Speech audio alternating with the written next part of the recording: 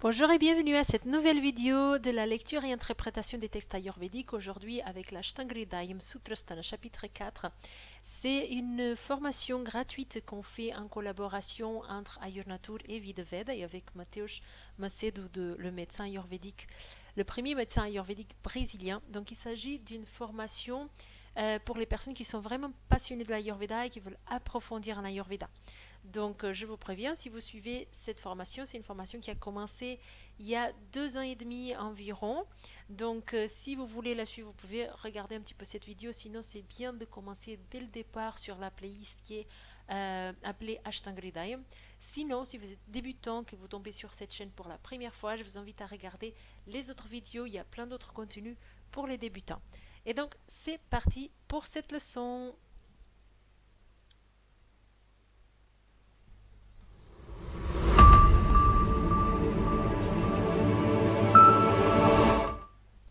Ragadirogan satatanushaktan sheshakaya prasartana sheshan autsukya moha ratidanjakana yopurva vaidyaya namostu tasmai.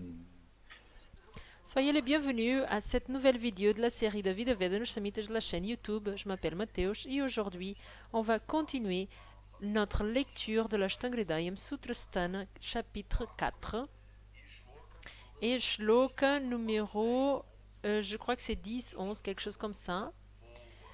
On a déjà commencé avec un rythme un peu mieux. Bonjour à tout le monde, ici en live, les amis des Samitas. Les gens qui sont des guerriers de l'Ayurveda, les gens qui étudient le sanskrit, vous êtes des bizarres. Ricardo Barreto, bonjour. Les amis, arrivez et commencez déjà à laisser votre like. Si vous êtes des gens des Samitas, arrivez dans la vidéo et vous mettez direct le like. On va voir très peu de personnes qui vont participer dans cette série. Cette série est pour très peu de personnes. C'est vraiment pour des nerds. Donc si vous faites partie de ces peu de personnes, quand vous arrivez, laissez votre like pour prouver que vous êtes venu. Donc on y va. On est dans le chapitre 4. Donc si vous avez eu beaucoup de temps. On est en live, waouh! Bonjour à tous. On est ici. Bon, quelqu'un a laissé ici un dislike déjà, comme ça d'arriver. Pourquoi? Juste parce que j'ai dit le Ragadirogan et direct, quelqu'un arrive et met un dislike. C'est pas possible. Donc on a eu 2 semaines de repos des Vidaveda Shamitas et on revient aujourd'hui. Et vous aviez un devoir à faire. Vous devriez translittérer les shlokas 11 et 12. Vous devriez lire ces shlokas tous les jours, au moins 2 fois par semaine. Il y avait beaucoup de devoirs à faire cette fois-ci. Ah, Mathieu, mais toi, tu es très rigoureux avec nous. Oui, je suis rigoureux avec vous parce que vous êtes des gens de l'élite. Vous êtes des gens de Vidaveda Shamitas. Ce cours, c'est pas pour tout le monde. Vous êtes les gens qui étudient le plus. Vous êtes les nerds, n'est-ce pas? Donc on est ici dans l'Ashtangridayam Sutrasthana. Donc j'ai déjà vu tout ça avec vous. On est ici dans le shloka numéro 11. Donc le shloka numéro 11, je pense qu'on peut aller jusqu'au 12. Donc voici ce qu'ils disent. Bangha bangharuchi glani karshya shula brahmakshudaha tatra yojala gusnigdham ushnam alpam cha bhojanam nidraya moha murdhakshi gauravallasya jrumbikaha angamardascha tatreshta swapna samvahanani cha. Então vamos começar com o Donc on va shloka. commencer avec le shloka numéro 11. Marcos Fábio, Jane Penck, Cris Dantas, on y va. Bastou.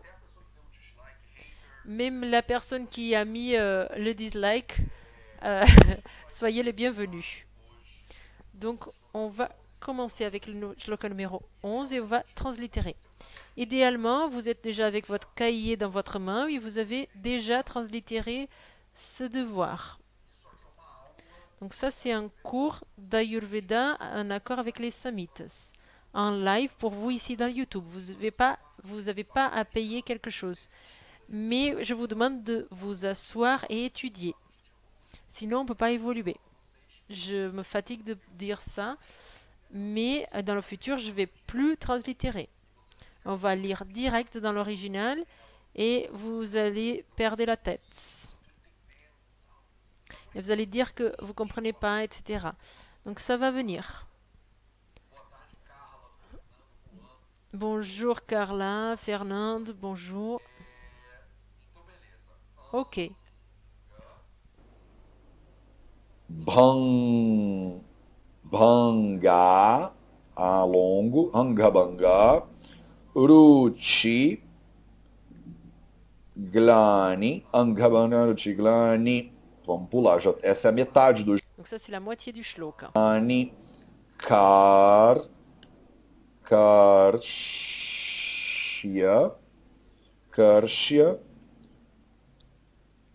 tá vendo? Escrevi errado. Karshya. Tem que dar um tempinho pro meu computador ler o negócio. Shula, Karshya Shula, Brahma, Shudaha. Brahma Shudaha. Então aqui.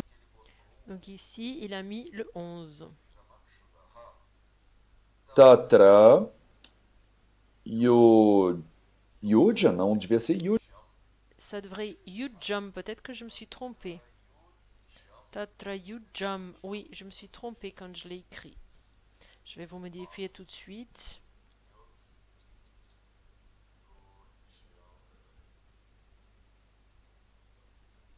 Yujam. Tatra Yujam.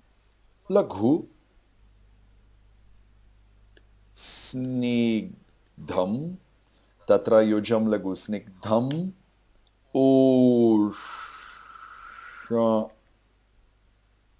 Eita, eu tô com o teclado errado. Teclado completo. Ushana, Ushnamalpam. Então parece que eu tô falando baleia. On dirait que je suis en train de parler une autre langue, très bizarre. Bhojanam. Bhojanam. Beleza. Donc juste pour rappeler, bonjour à tous. Donc on a commencé avec le shloka numéro 11 et on doit se rappeler de qu'est-ce qu'on parle. Le chapitre 4, Roga Ruptadanya, c'est le chapitre, la première chose à faire dans la prévention des maladies, c'est respecter les besoins, les impulsions physiologiques naturelles du corps. Et le désrespect de ces besoins engendre une série de problèmes. Donc, dans les shlokas précédents, il a parlé du besoin de... On va revoir, shloka numéro 1. Il a fait la liste. Vata Vinmutra Kshavatrup Kshudhan Nidra Kasa Shramashwasa Jrumba Ashrush Chardireta Sam. Então ele. Donc il a fait une liste de toutes les choses qu'on ne devrait pas supprimer.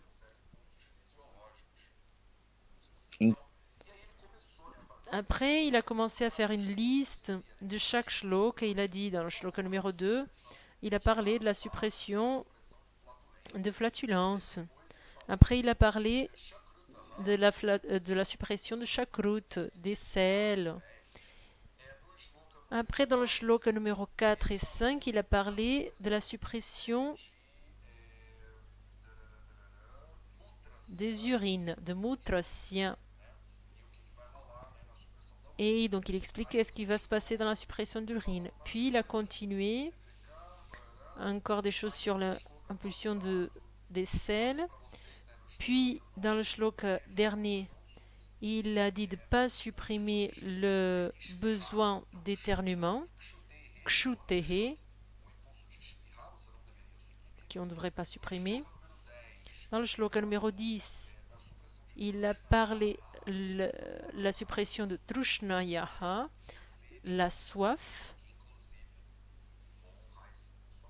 Donc je vais même honorer ce besoin maintenant. J'arrive à la maison d'un groupe d'études, un peu comme on a ce groupe ici. J'ai un groupe d'études ici de l'université, avec d'autres médecins qui étudient avec la même pathologie, mais ici c'est différent parce que c'est tout le monde des médecins, tout le monde connaît le sanskrit. Donc on discute sur les maladies basées dans les samhitas. Donc c'est une étude différente de celui qu'on fait ici. C'est un niveau au-dessus qu'on n'est pas encore réussi à arriver.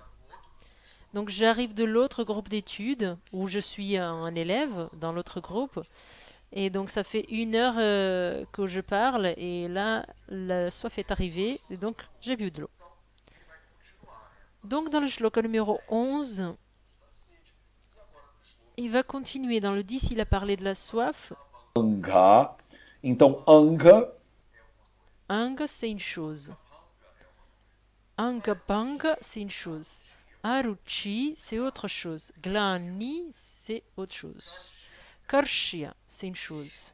Shula, c'est une chose. Brahmaha, c'est une chose. Kshudaha, c'est le besoin de la faim. Donc on arrive au besoin de la faim. Et si on suit la logique de tous les autres shlokas qu'on a vus jusqu'à présent,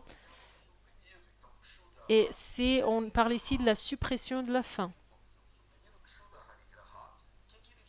Qu'est-ce qu'il va engendrer? En premier, il va engendrer anga panka. Anga panka, panka, c'est la douleur. Donc douleur où est anga. Anga, c'est les membres du corps, les bras, les jambes, etc. Donc on va sentir de la douleur, banga, de l'inconfort dans les membres du corps quand on supprime le besoin de la faim. Donc anga panga, douleur dans le corps. Aruchi, c'est un autre symptôme qu'on peut avoir. Aruchi, vous connaissez déjà ici le sandhi. Ce A, c'est un sandhi. Mettez ici dans le commentaire quel est le nom de ce A ici. Quelle est la procédure grammaticale qui fait avec que le mot anka panka et le mot aruchi se rejoignent pour faire un A long. Ça, c'est une procédure grammaticale du sanskrit que vous avez déjà étudié ici avec moi. Donc, je laissais ici dans les commentaires comment il s'appelle. Donc, aruchi signifie que la personne, elle n'a pas volonté de manger. Elle regarde la nourriture et elle n'a pas envie de manger.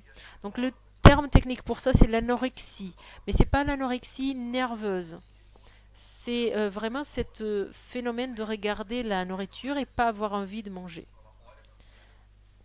Ça, c'est vraiment le terme technique anorexie, ce que ça veut dire. Donc bonjour Robson, bonjour tout le monde qui arrive à l'instant. Donc arrivez. Donc je vous attends. Quel est le nom de cette procédure grammaticale? Aruchi, donc c'est le manque de volonté de manger. Et glani, c'est la faiblesse. Donc la personne, elle supprime le besoin de manger, elle fait cette suppression. Et après, elle n'a du coup plus faim et elle commence à être un peu faible aussi. Ah, donc il y a les réponses qui commencent à arriver. Samedi, ce n'est pas samedi, c'est Déborah, elle a répondu, mais c'est pas correct. Et la version correcte, c'est Sandy. Ricardo Barret, tout très bien, c'est Sandy. Mais moi, j'ai dit d'abord, Glani, c'est quand la personne elle est faible. Pourquoi? Pourquoi est-ce qu'elle est faible? Parce qu'elle supprime, elle est en train de supprimer le besoin de faim, besoin de faim, besoin de faim. Elle supprime, elle supprime, elle supprime. Et après, du coup, elle commence à être faible. Karshia. Il est où dans l'original? Il est ici. Karshia. Karshia, c'est quand vous commencez à être un peu maigre. Quand vous perdez du tissu corporel. En anglais, ça s'appelle emaciation. Je ne sais pas si en brésilien, en portugais, on dit emaciado. C'est quand on perd du tissu corporel et du coup, elles deviennent toutes maigres. Donc, quand on fait la suppression de la faim, la suppression de la faim, la suppression de la faim, on va être de plus en plus maigre. Donc, vous comprenez ici que le trou de la faim, il est plus bas. Il ne parle de sauter le petit déjeuner. Il ne parle pas de sauter la collation. Donc, c'est pas que si vous jeûnez le matin ou que si vous sautez la collation, que vous allez avoir anga-panga et tous ces problèmes. Ici, c'est la suppression de la vraie faim. Qui c'est des choses que beaucoup de personnes ne savent pas ce que c'est. Cette sensation de faim, elle arrive quand on fait un vrai jeûne. Donc, il y a beaucoup de personnes qui sautent un repas et ils croient qu'ils ont de la faim. C'est pas cette faim-là qu'on parle ici. Quand il parle ici de Kshudaha, celui-là, il parle de ce besoin de faim, la vraie faim. Donc, pour que la personne elle arrive à Karshia, pour qu'elle arrive à être maigre, c'est parce qu'elle a fait la sous-pression de la faim de façon très intense pendant longtemps. Shula. Shula, c'est celui-ci, ici. Shula signifie la douleur. Donc, shula, c'est la douleur.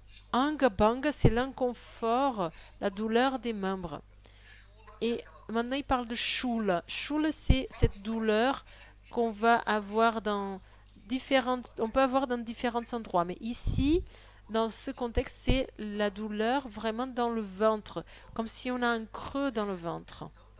C'est tellement de faim que ça arrive à faire mal. Donc, bien évidemment, vous n'avez jamais entendu parler de ça. Donc, vous n'avez jamais ressenti. Brahmaha, c'est la confusion mentale. C'est quand le mental, il est désorienté. Quand on a des vertiges. Quand on a la tête qui tourne. Ça, c'est Brahma. Donc, si on supprime tellement le besoin de la faim, on va commencer à avoir mal à la tête, enfin des vertiges, la tête qui tourne, etc. Donc, Kshudaha, donc c'est la faim. Donc, qu'est-ce qu'on va faire pour corriger ce problème? Donc, tous les shlokas qu'on a vus jusqu'à maintenant, vous avez compris, il parle de quels sont les symptômes qui vont arriver quand on fait la suppression d'un besoin. Et après, il dit qu'est-ce qu'on peut faire. Donc ici, c'est pareil, il va dire qu'est-ce qu'on peut faire pour améliorer ce problème.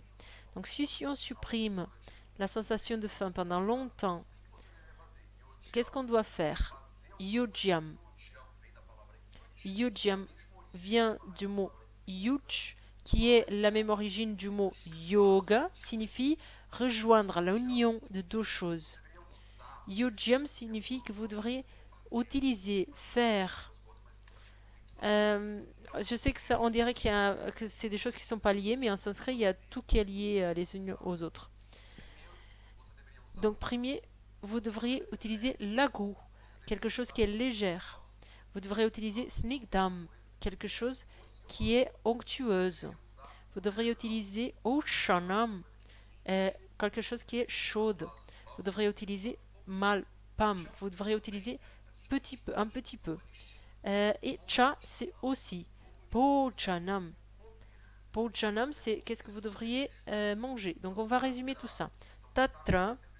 Donc si vous avez tous ces symptômes, qu'est-ce que vous devriez faire? Tatra. Yojam. Bhojanam. Vous devriez consommer, utiliser des aliments qui sont quoi? Lagu, qui sont légères, qui sont snigdam, qui sont onctueuses, qui sont ushanam, qui sont chaudes, qui sont alpam. Donc, vous voyez comme c'est intéressant. La personne qui est en train de supprimer beaucoup trop le besoin de faim au point d'avoir angabanga, des douleurs au niveau des membres, de ne plus avoir l'envie de manger, au point qu'elle est faible, au point euh, qu'elle est très maigre, au point où elle a une douleur au ventre, au point où elle est complète, a des vertiges et la tête qui tourne. Cette personne, elle a faim, elle souffre de faim. Et quelle est la recommandation des Samhitas? C'est pas de le mettre en buffet pour qu'elle mange tout ce qu'elle veut. Non. Comment on va réalimenter une personne qui a de la faim? On va la réalimenter avec des aliments qui sont légers, avec en petite quantité, alpam, avec la propriété chaude, donc qui vont aider à récupérer la digestion, et qui sont snigdam, qui sont onctueux, parce que le corps, il a besoin de nutrition. Donc vous voyez comme c'est intéressant. Donc vous prenez pas une personne qui a faim et vous ne le donnez pas plein d'aliments. Vous qui êtes des médecins, par exemple Marcus Fabio qui est ici en live avec nous, vous savez que si vous prenez une personne qui avait faim, vous ne pouvez pas la réalimenter avec plein d'aliments. Donc si on fait un jeûne thérapeutique par exemple pendant 10 jours, le moment de réalimenter, elle prend la moitié du temps de jeûne. Donc si elle a jeûné pendant 10 jours, la réalimentation, elle doit être de 5 jours. Et moi que j'ai pu travailler dans une clinique de jeunes moderne, j'ai pu vérifier qu'en médecine moderne, on fait la même chose qu'on dit dans l'Ayurveda. Donc on va prendre des choses qui sont chaudes, qui sont légères, qui sont onctueuses pour améliorer peu à peu la digestion. Si vous prenez un patient qui est en train de jeûner et vous le réalimentez avec un buffet, ce patient il peut même mourir. Vous pouvez même générer une fatalité si le processus de reprendre l'alimentation est mal fait. Est-ce qu'il y a des questions? Donc, posez-vous questions. Moi, je veux continuer. Ça, c'est le shloka de la suppression du besoin de la faim. Et qu'est-ce qui se passe quand vous supprimez? Et qu'est-ce que vous devriez faire pour récupérer ce patient qui est en train de passer par ce problème? Donc, on va continuer le shloka numéro 12. Jrumbikaha Angamardascha Tatreshta Swapna Sambahanani Cha. Então vamos. Donc on va translittérer ça maintenant. Si vous avez fait le devoir, vous avez déjà translittéré comme il faut. Mais vous pouvez comparer ici, on va le faire ensemble. Nidra, Nidraya, Moha, Murdha, Nidraya, Moha, Murdakshi, Murdakshi. Eu tenho que dar a cantadinha, senão não. Je dois chanter parce que sinon je me perds en fait. Gaurava, Gaurava, Lasya, Jrumbika. Eita, é grande. Jrumbikaha. Esse é o shloka número Ça, 12. c'est le shloka numéro 12. Et maintenant, on va faire la première moitié du 13. Ó, isso aqui, Donc, ceci, on a déjà vu. o Anga, que é Anga, Marda, Cha, Angardamascha.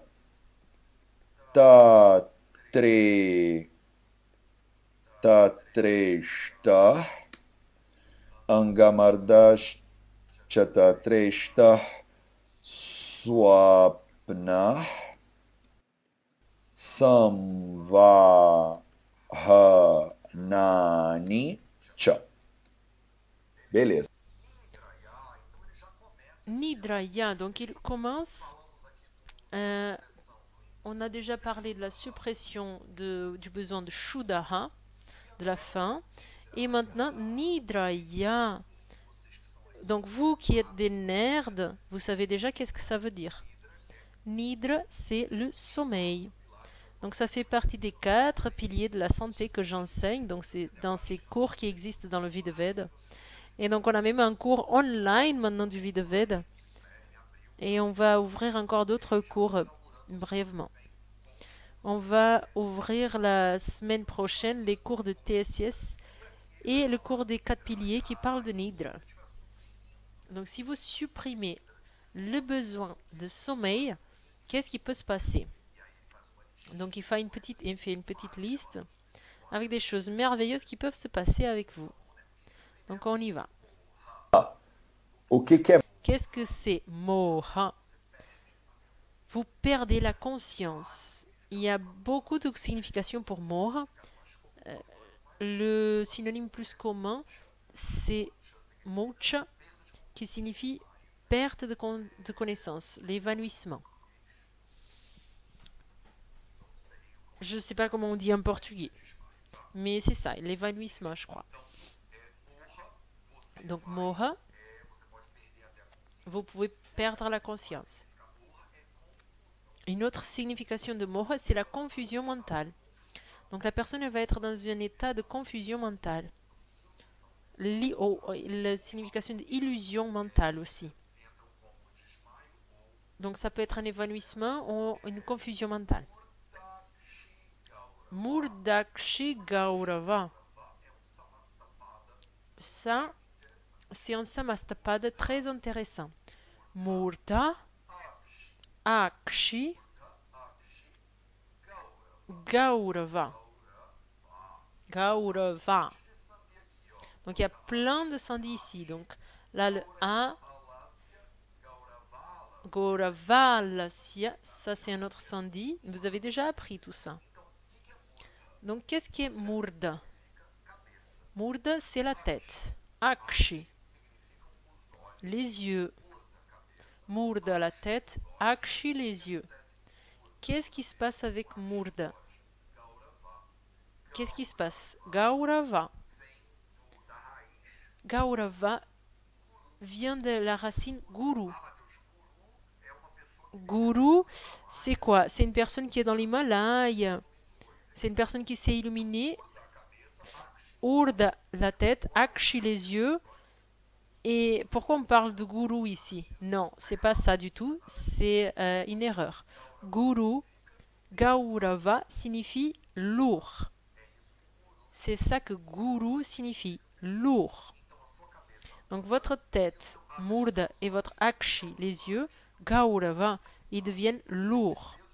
Vous sentez de la pesanteur dans les yeux et la pesanteur dans la tête. Donc les commentaires. Marcus Fabio, syncope, merci, c'est exactement ça, le mot syncope. Ah, le dislike, il a disparu, ben super, c'était peut-être une erreur. Mais il y a peut-être des haters dans le Vidaveda, je sais pas. Je prends le temps de la vie des personnes et c'est peut-être pour ça qu'ils nous détestent. Donc, là, on parle de pesanteur de la tête et des yeux. Donc, pour les personnes qui manquent de sommeil pendant longtemps, parce qu'ils travaillent la nuit, la tête, elle commence à devenir très lourde. Comme si elle a la gravité qui commence à peser, ça commence à tomber. Et au niveau des yeux, c'est pareil. Alasya, c'est un manque d'énergie. Peut-être on traduit ça alasya de différentes façons. Ici, on doit comprendre le contexte. Ici, la personne, elle a et elle est pendant longtemps sans dormir comme il faut. Donc, qu'est-ce qu'elle a? Une manque de capacité de faire quelque chose. C'est comme un manque d'énergie, une paresse en fait. Oh là, sien. Jromba. Jromba. Jrombihaha. Jromba signifie bailler. Donc c'est pas pour rien. Vous supprimez votre sommeil tout le temps et vous commencez à bailler tout le temps. Jrumbikaha signifie exactement ça. Anga marda cha. Anga, donc on a déjà vu ça, c'est les membres. C'est les membres du corps. Marda. Marda signifie, a une signification très semblable à anga, à panga. Donc quand on a vu la suppression de la fin, on a vu anga panga. Et donc dans la suppression du sommeil, on va anga marda. Donc anga panga, c'est douleur dans le corps. Anga marda, c'est douleur dans le corps aussi. Donc, mais sont sont des douleurs différentes. Si on n'a pas option, on va voir douleur dans le corps. Mais si on voit dans le dictionnaire, on va voir que merde, c'est une douleur comme deux choses elles vont frotter l'une contre l'autre. C'est ça que ça signifie. Quand vous tapez deux choses une dans l'autre, quand vous râlez une chose sur l'autre. Donc imaginez le type de douleur qui donne dans le corps quand vous avez beaucoup de sommeil, que vous ne dormez pas pendant 3 jours. La sensation de douleur dans les articulations, c'est ce angamarda ici. Et donc l'idée qui donne ici, c'est que c'est une douleur, c'est un inconfort, mais c'est comme si vous aviez les articulations un peu comme si elles sont inconfortables. C'est pas une douleur comme si on prend un coup de pied ou quelque chose comme ça. C'est une douleur différente. Il ne dit pas que le corps il devient tout détruit. Sauf dans le Rio de Janeiro, on dit ça au Rio de Janeiro. On dit on est détruit après 1 heure de jouer au foot, par exemple. Mais ici, c'est pas le cas. On a peut-être le corps détruit, mais c'est pas c'est une expression, quoi. Donc c'est une sensation de fatigue telle que le corps il est complètement fini en fait. C'est comme une friction.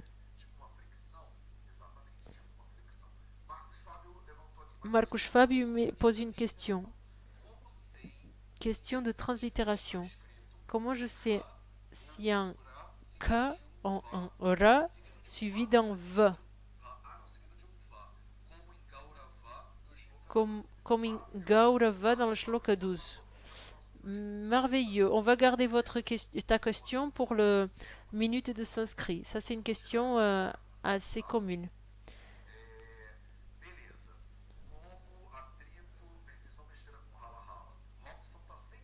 Robson, il a toujours les exemples. Alors, c'est bien ça, le correcteur. Donc, c'est bien ça, cette sensation de fatigue que le corps, il est un peu usé. Donc, on vient de faire une liste. Quand on supprime le sommeil, on peut avoir l'évanouissement, on peut sentir le poids dans la région de la tête et des yeux. On peut avoir de la paresse.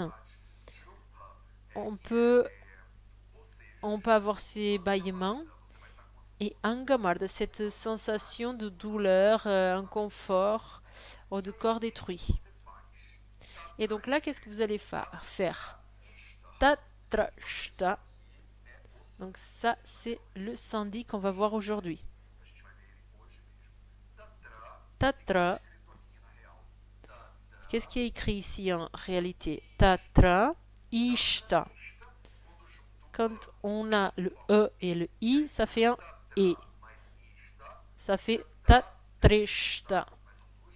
C'est deux mots en réalité. Tatra, on a déjà vu ça dans le shloka précédent. Tatra, il dit quoi? Il dit, dans le cas de suppression du sommeil, on va ressentir tout ça. Tatra, qu'est-ce qu'on fait dans ce cas? Dans ce cas, il y a tout un tas de choses que vous pouvez faire, spécifiquement deux choses. Qu'est-ce que vous voulez essayer dans les commentaires de quelles sont les deux choses qu'on peut faire quand on a le sommeil? La première chose recommandée, c'est swapna, dormir. Swapna, c'est un synonyme de nidra. Donc quand on a manque de sommeil, la première chose recommandée, c'est de dormir. Swapna. Il n'y a pas beaucoup de différence entre swapna et nidra. Donc dormir de jour, c'est diva swapna par exemple. Donc qu'est-ce que vous devrez faire si vous avez ce problème? Vous devriez donc dormir. Ça, c'est la meilleure solution quand il y a ce problème. La deuxième chose, samvahani.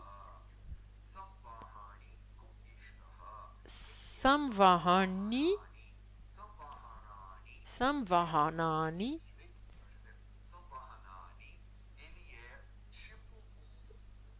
C'est comme frotter.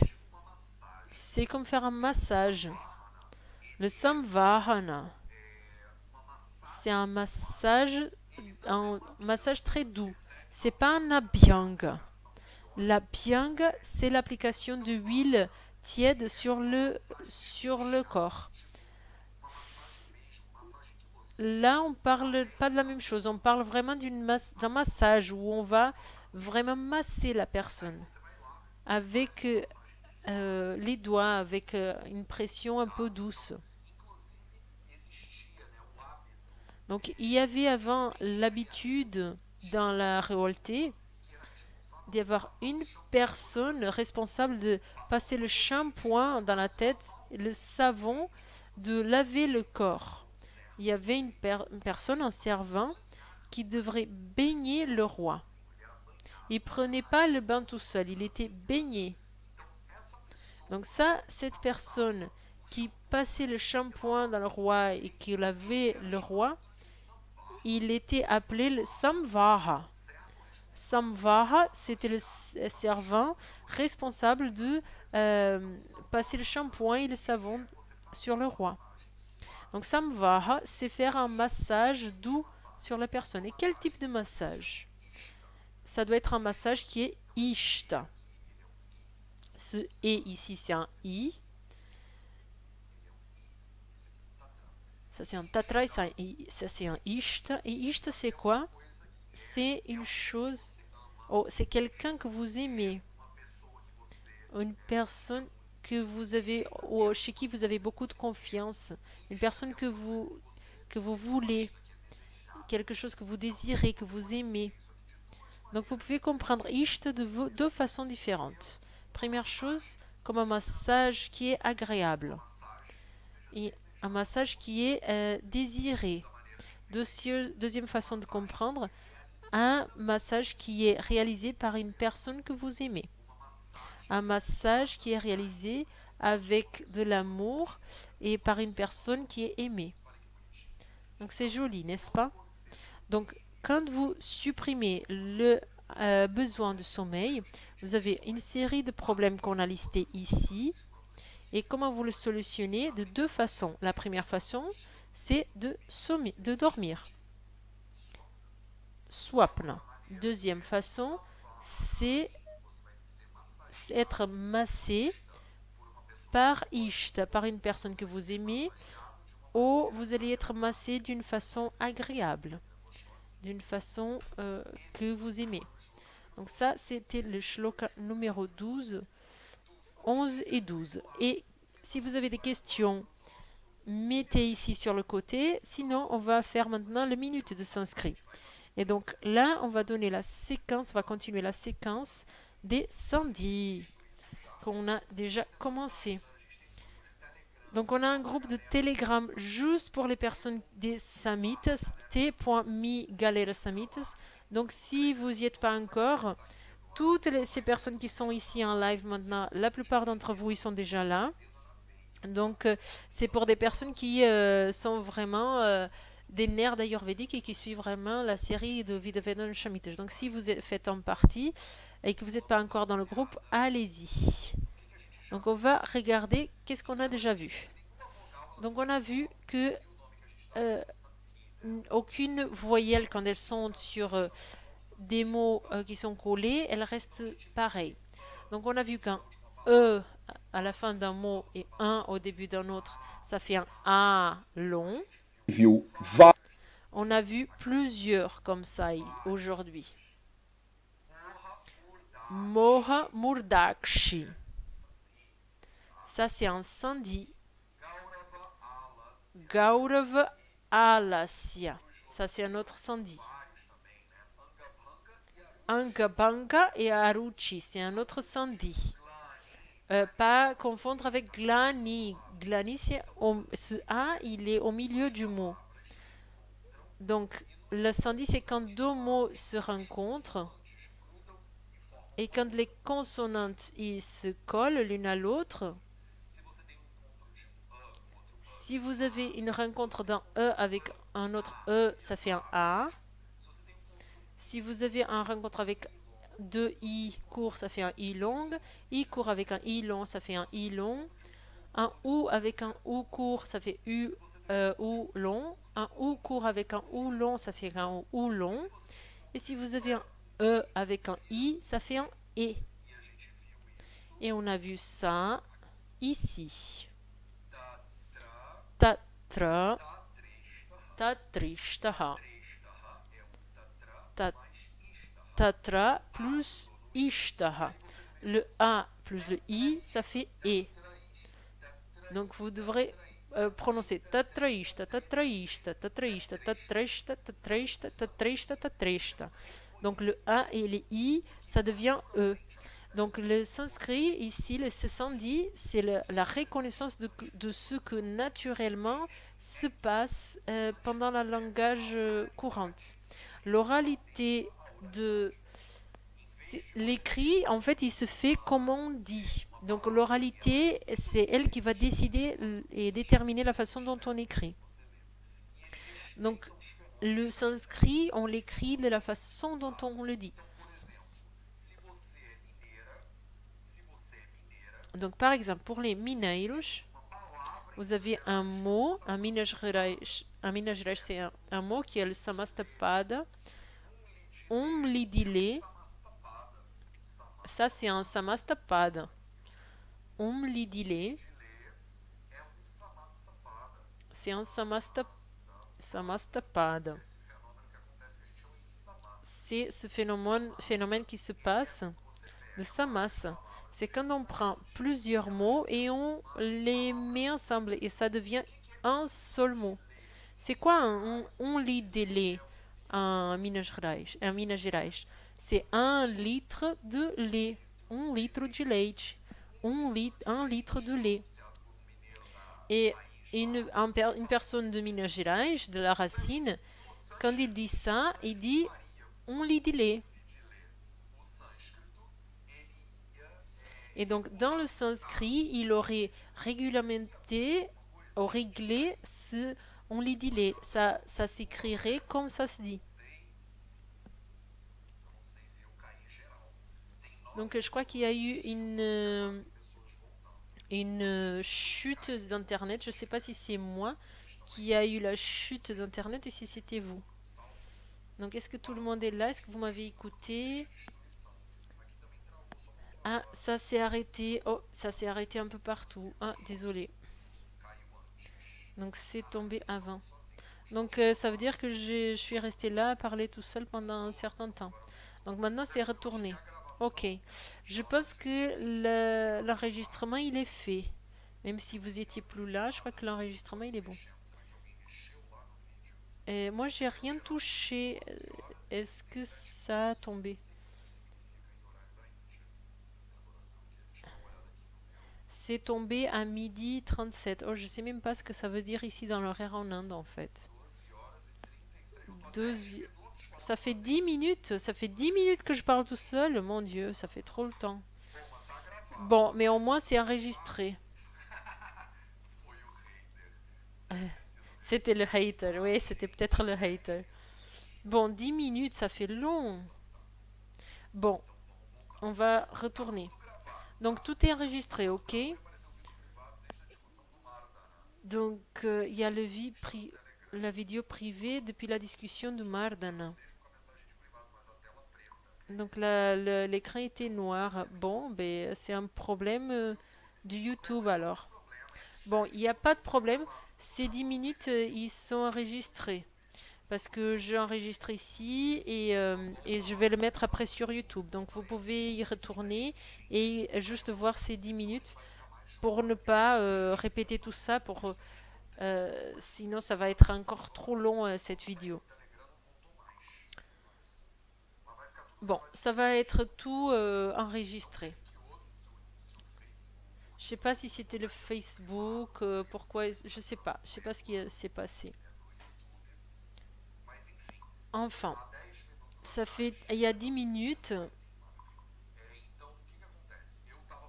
j'étais en train de vous expliquer le Mardana. Et donc tout est enregistré, donc ne vous inquiétez. Et donc je vous ai dit quelles sont les solutions possibles pour ces problèmes. Donc la personne a souffert de moha, perdu connaissance, murdavakshi guravaha, donc des pesanteurs dans la tête, dans les yeux. Elle manque de force, elle a des bâillements, elle a un gamard, donc cette question de douleur dans le corps. Et la solution c'est ishtaha, swapnaha, donc dormir. Donc si vous avez passé par tout ça, de rester sans dormir pendant longtemps, la première solution c'est dormir. Et l'autre solution que j'ai expliquée pour vous de façon avec des promeneurs, c'est de faire un massage agréable réalisé par une personne que vous aimez. Et donc là, on avait commencé la minute s'inscrit. Et donc là, on a continué avec les sandis. Donc c'est déjà enregistré. Et donc j'étais en train de vous parler du sandi d'aujourd'hui. Le E et le I, que ça fait E. Donc le E et le I, ça fait E.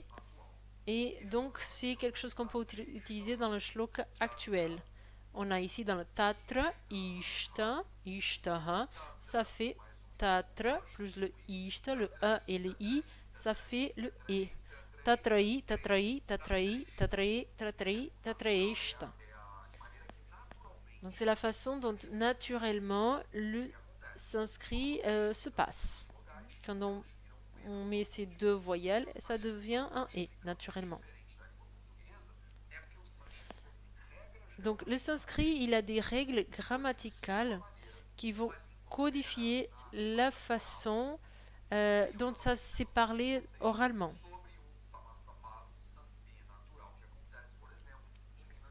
Donc je vous ai donné un exemple aussi, c'est enregistré aussi, un samastapada naturel qui existe à Minas Gerais. Donc on lit délai, c'est un samasa. Dans la majorité du Brésil, on dit la majorité du Brésil, les personnes elles comprennent pas ce que c'est un lit de lait. C'est 1 litre de leite, 1 litre de lait. Ah, ma directrice d'opération, elle vient de me dire que là, le problème de chute d'Internet, c'était un problème d'elle, en fait. Donc, le problème, c'est pas YouTube, le problème, c'est Laila, notre gérante. Donc, ça ne va plus se passer, ne vous inquiétez pas. Donc, 1 litre de leite, c'est 1 litre de lait. Et dans le sanskrit, ça aurait été réglé, aurait été changé dans l'écriture. La grammaire, elle serait transformée de la façon dont c'est dit. Donc c'est à peu près ça qui se passe. Donc quand on parle, quand on dit deux mots en portugais qu'on colle et qu'on les dit très rapidement, très naturellement, ces mots ils se rejoignent, ils deviennent un sandhi aussi, en tout cas de la façon orale de parler. Donc il y a beaucoup de personnes qui disent que les carioca ils parlent mal parce que, euh, par exemple, le mot théâtre, les carioca ils prononcent chiatron. Si le portugais était comme le sanskrit, on aurait écrit de cette façon, chiatron. Parce que le mot, il est théâtre. C'est pas chiatron. Mais le carioca, il dit chiatron. Né? Donc, en carioquês, on devrait écrire C-H-I-A-T-R-O. Donc en sanskrit, c'est ça qui se passe. À chaque fois qu'on prononce un mot en une phrase d'une certaine façon, c'est la prononciation qui va être privilégiée aussi à l'écrit. Ok? Donc si E plus I est égal à E plus OU, qui est notre petit jeu d'aujourd'hui. E plus OU égale à O. E plus OU est égal à O. Donc E plus OU égale à O.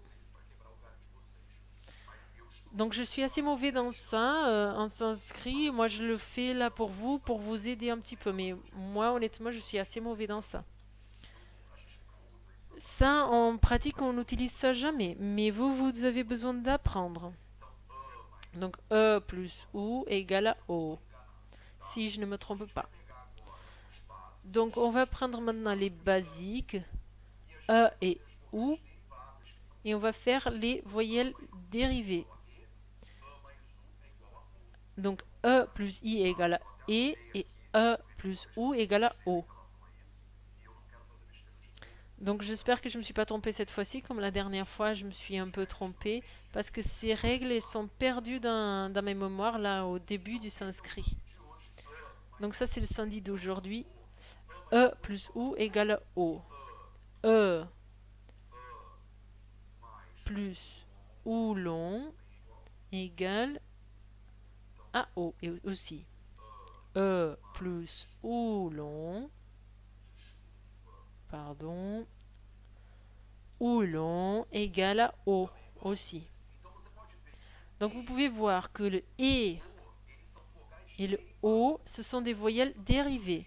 Ce n'est pas des voyelles originales. Donc, comme dans la base des couleurs, il y a trois couleurs basiques qui forment toutes les couleurs. Là, c'est comme si on avait trois voyelles de base qui vont former toutes les autres. Donc le A, le I et le OU qui vont former par la suite le E et le O. Donc ça, c'était notre minute de sanskrit. Et ça, c'était notre shloka d'aujourd'hui. Ah, il y a une question là. Marcos Fábio. Donc, Matheus, j'ai une question de translittération. Comment est-ce que je mets ta question ici sur l'écran? Marcos Fábio, ici. Matheus, j'ai une question sur la translittération. Comment est-ce que je sais en sanskrit si c'est écrit en que ou en re, suivi d'un v, comme c'était dans le shloka 12.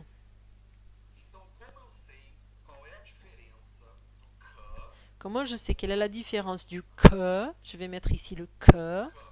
Donc que. Je vais essayer de l'augmenter pour que vous le voyez très bien. Donc je pense que c'est possible de le voir bien, n'est-ce pas? On va voir quel est le maximum que mon software y permet. Donc là, on a le que. Donc ça, c'est le que. Et après, Marcos, il dit comment je vais différencier le que dans re re, suivi d'un v. Si vous faites un re avec un v, ça fait ça. Re, v. Si vous faites la moitié d'un re avec un v, ça fait celui-ci, v. Et si vous avez un que, vous voyez la différence? Marcus, ça c'est la différence. Est-ce que c'est possible de voir? La différence, c'est que le que, il va être collé. Donc vous avez quelque chose qui est collé. Mais ça, c'est une super bonne question. C'est une question très commune, surtout pour les débutants. Donc celui-ci, le que, il est séparé, le re, il est séparé du ve ici. La façon stylisée ici, c'est le que. Je ne sais pas si je peux dessiner avec ça ici. J'ai besoin d'ouvrir un fond blanc en fait. Voilà. Ah, je veux un fond blanc, mais comme je suis en dark mode, ça ne marche pas. Est-ce que je peux le dessiner? Ah, je peux. Très bien. Est-ce que vous voyez bien ça? Donc je vais mettre en blanc. Ok, je pense que c'est possible de voir. Ok. Donc imaginez que ça... Imaginez que celui-ci, c'est le re. Ça, ve. C'est pas possible. Et celui-ci, c'est le que. Donc, le cercle à l'intérieur, vous avez... En réalité, c'est comme ça. Je n'écris pas comme ça. Moi, quand j'écris pas comme ça. J'écris comme ça. C'est juste vous vous approchez tellement que le ve, il touche le re. Est-ce qu'il y a des questions? Tout est enregistré, donc pas de problème. C'était pas volontaire. Là, elle a pas voulu faire ça. Ça arrive, c'est humain. Donc tout est ok. Donc ça, c'était notre minute, notre vie de Veda de Shamit d'aujourd'hui. Quels sont les devoirs pour vous pour la semaine prochaine? Vous devez translittérer les shlokas 13 et 14. Translittérer les shlokas 13 et 14. Donc jusqu'à la semaine prochaine, il faut translittérer 13 et 14. Et vendredi et lundi, c'est des jours de révision. Si vous êtes un élève du cours, les lundis et les vendredis, il faut réviser, revoir tout le cours. Donc revoir tout ce qu'on a étudié aujourd'hui. Vous ne pouvez pas passer ça. Si vous voulez être un nerd ayurvédique, tous les jours, vous devez lire ces deux shlokas. Tous les jours, jusqu'à la semaine prochaine, vous devez lire ces deux shlokas. Ah, mais moi, j'ai pas le temps pour ci. Oui, vous avez. Donc, si vous voulez vous perfectionner, vous pouvez le faire. Donc, tous les jours. Donc, vous vous réveillez le matin, vous faites un petit peu d'exercice et vous préparez votre thé. Et pendant que vous attendez que l'eau soit chaude, vous faites ça, vous lisez les shlokas. Anga Bhangaruchi Glani Karsha Shula Brahmakshudaha Anga Bhangaruchi Glani Karsha Shula Brahmakshudaha Anga. E você vai repetir ele 3 Là, vezes. vous répétez tout ça 3 fois et puis vous continuez. Jamlaghu Snigdham Oshnam Malpam Chabhojanam Tatrayo Jamlaghu Snigdham Oshnam Malpam Chabhojanam. Donc, même si vous croyez que c'est pas très facile, vous faites plus lentement. Laghu Snigdham Oshna Malpam Cha Bhojanam Você repete isso Vous 3 répétez vezes. ça 3 fois et puis Moha Murdakshi Gauravalasya Jrumbikaha. Cara, Mateus já donc c'est très rapide. Bon, vous pouvez faire plus lent. Hidraya Moha Murdakshi Gauravalasya Jrumbikaha. E aí repete 3 Et vezes. donc vous répétez 3 fois. Dashchata Treshta Swapna Sambahanani cha Anga Mardascha Tatreshta Swapna Sambahanani cha. Se você encontra Si pendant que l'eau est en train de bouillir tous les jours pendant 2 minutes, vous répétez ça, ces shlokas, peu à peu, vous focalisez dans l'original, dans le sanskrit. C'est pas la peine de continuer à lire la translittération. Tant que vous lisez la translittération, vous n'allez pas enlever les petites roues du vélo. Il faut regarder par là. Ça fait peur, bien sûr, ça fait peur à tout le monde. Quand vous regardez ça, vous avez peur. Mais si vous faites ça tous les jours, je te promets que jusqu'à la fin de 2020, ça va devenir familier. Ça va devenir plus facile, plus doux. Et là, vous allez commencer à vous approfondir dans les samites, dans le sanskrit. Et dans 3-4 ans, vous allez regarder en arrière et vous allez être très fort en sanskrit. Mais ça, c'est une méthode, ça fonctionne. Je vois beaucoup de personnes qui appliquent, donc je sais que ça marche. Donc ça marche, mais ça donne du travail. Donc si vous êtes là tous les jours, si vous êtes là à suivre cette formation, ça vaut le coup de donner tous les jours pendant 2 minutes, tous les vendredis et les lundis, faire une petite révision. Jusqu'à prochain mercredi, vous faites la translittération des shlokas 13 et 14. Donc ça, c'est les devoirs. Si vous voulez participer de ce groupe, c'est gratis, c'est gratuit, ouvert pour tout le monde. Mais vous devez être là. Sinon, c'est une perte de temps pour vous et pour moi. Ne perdez pas votre temps et ne perdez pas mon temps. Donc, vous pouvez relever le défi et on y va ensemble. Si vous auriez commencé il y a 2 ans et demi, maintenant vous seriez beaucoup plus à l'aise avec le sanskrit.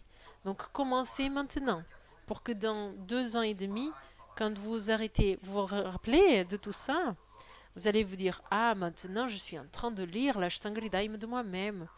Et donc grâce à un cours gratuit du YouTube. Ok, donc on y va. Ici, c'est les gens qui veulent travailler le plus de tous. Ok, on est ensemble. Mettez votre like. Yogan Satatanu Shaktana Sheshakaya Prasurtana Sheshan Autsukya Moharati Danjakana Yo Purva Vaidyaya Namostu Tasmai.